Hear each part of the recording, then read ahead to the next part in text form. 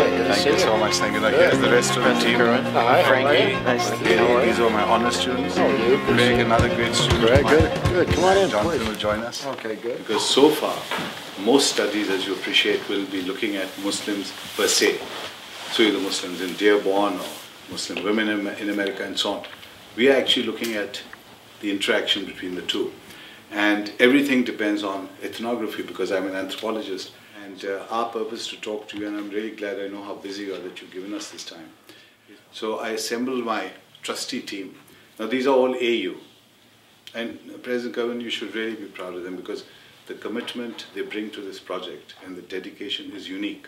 I think I preface it, though, with a statement of congratulations to you for the conception of the project itself. This is likely to be one of the most definitive works to date on the Muslim experience in the United States. So I commend you for that, and it'll have a catalytic effect. It will, in all likelihood, stimulate a generation of scholars to take a very different type of look at this community and give it the same serious treatment that other ethnic groups that have contributed so extraordinarily to the American experience have received from scholars for the last 100 years.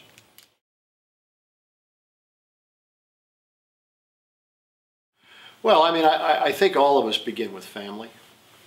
My father was not an educated man in a formal sense, but he's extraordinarily well-read. Never finished high school, but traveled the world involuntarily during the Second World War. I spent time in Northern Africa, spent time in Italy, actually spent time in South America because they staged in Brazil to go to Northern Africa. He was the first influence that would have me look beyond a working class environment to a larger world. When you get to be our age, role models are a little hard to come by because we see all the dimensions of the human being. So I tend to focus more on characteristics of people that I've taken in my adult life. The people I've studied with, the best of them, have been persistently demanding in terms of standards. The kind of exercise you're engaged in requires a degree of discipline and rigor in order for the information to be of any value. I look to you and your work, Akbar. I mean, you emulate many of these same qualities. It would be very easy for you to assume the role of elder statesman and allow the world to come to you for your expertise and your wisdom. And instead you engage the world as aggressively today as you did 40 years ago. And rather than asking the easy questions, you ask the hard ones. And as long as American University exists, I hope we have that same dedication and that same courage. Because the toughest questions are the ones most important to ask, most difficult to answer, and the ones that require the greatest amount of intellect and discipline.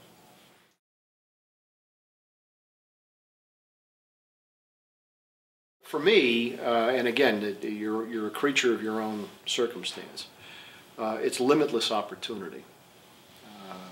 I sit here, the president of one of the finest institutions in the world, the son of parents who never went to high school. I can't say my experience is typical, but it is repeated often enough that it has had an indelible effect on my conception of my country. That this is a place that has offered that same type of opportunity, that same set of improbable results to thousands and thousands of people.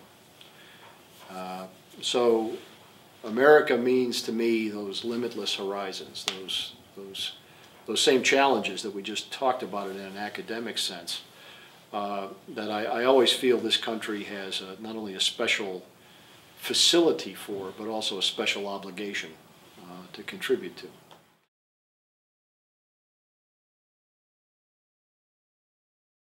I think the greatest threat to America is the loss of some of the characteristics that I just discussed as their strengths. I don't find the threat imminent, but the threat is always there. the general psychology that keeps this country young and curious and ambitious is absolutely crucial to maintain. The threats to the spirit that I worry more about. I worry more about threats to our innate curiosity. That, worries about terrorism do not translate into fear of difference.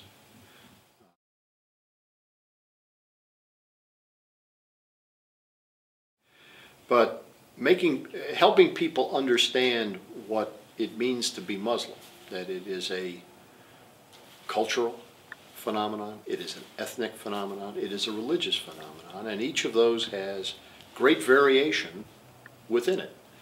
Just like what it means to be Catholic varies, what it means to be a Jew varies, what it means to be Hindu. And education, exposure, is the critical first step. It's that fear of the first step, or that apathy, or that lack of understanding of how to take it. That is the biggest single obstacle I think most of us face. In my experience, the single most successful device that I've seen personally to bridge this chasm, as you put it, but not putting friends together. Not putting people that are already comfortable with one another together, but finding ways to put people from those three traditions, those three religions, those three cultures, who are not comfortable with each other, who don't understand all that they do.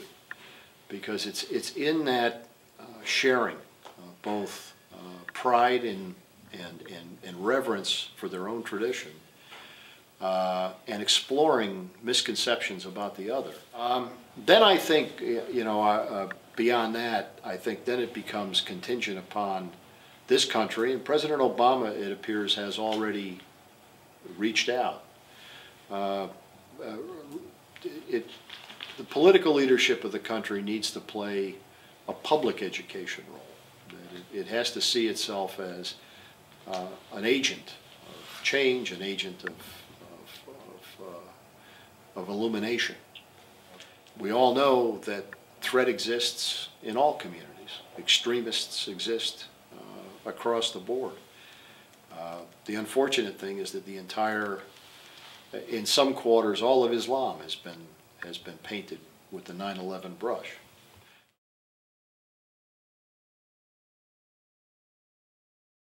What I get to live with on a day-to-day basis is the manifestation of the country's greatest hope. The smartest, the brightest, the most committed young people who are going to leave here and move on to positions of leadership, just like the generations of AU people have before.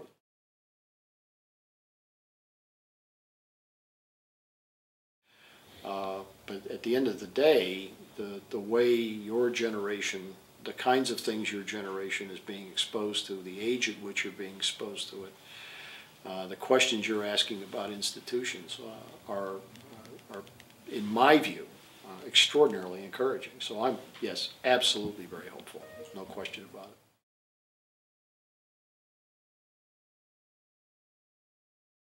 If you get to be my age and you're still wondering, you're still questioning, you're still pushing, then you've done right by yourself.